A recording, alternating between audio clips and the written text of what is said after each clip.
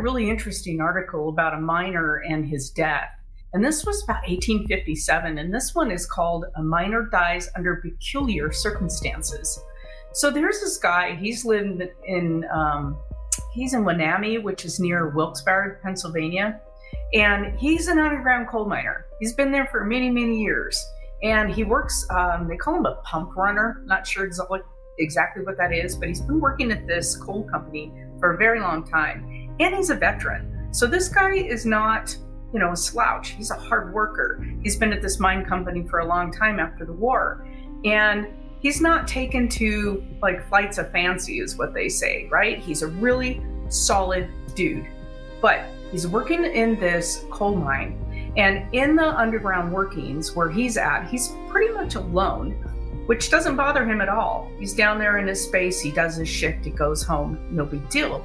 But on this particular event, he's down there and he starts hearing a weird noise. And he's looking around. There's not a lot of light down there, right? So he's got his little light on his helmet and there's some lighting down there, but there's not much. So he's down there and he's like squinting his eyes and he's trying to peer into the darkness, but he can't see much. He continues working, and then this really cold breeze comes around him, and he said it enveloped him. It's like it's wrapping around him and he's frozen. Now, remember, this is an underground mine. I have actually been in underground workings in my line of work. One thing I can tell you, they're not really breezy or very drafty. If there is a draft, that usually means you're close to either an air shaft or an adit. So they're not very drafty. It's pretty constantly steady state cold. So he feels this draft. That's unusual for him. And he's like, well, that's weird. So he keeps working. He hears the noise again. And then he sees this white mist, kind of in the shape of a man, but not really. But it starts floating towards him. And he can't believe his eyes. He's looking at this mist. He's like, what in the world? And it's coming towards him, but it keeps a little bit of a distance away. And it kind of freaks him out. So he's listening and he's watching and he can't figure out what's going on when all of a sudden this feeling of dread came over him. And it was a feeling that he described to his friends later, that he felt like death was near, right? So this has pretty much freaked him out, and it would freak anybody out. So he has this incredible feeling of dread wash over him.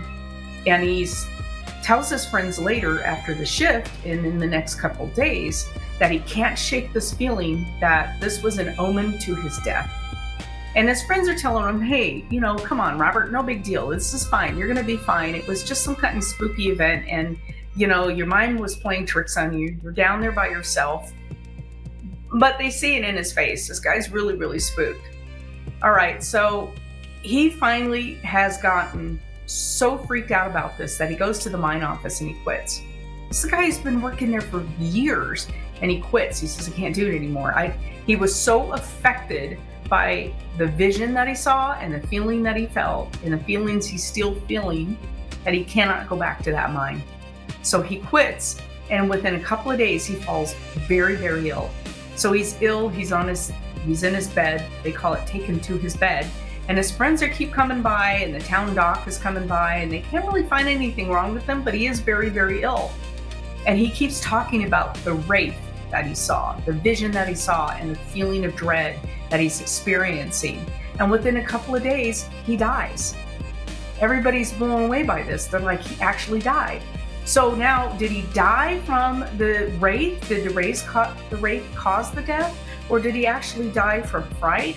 Or did he die because he gave up like the will to live? I don't know, but it's a really interesting story published in the newspaper 1857. Hope you enjoyed that one.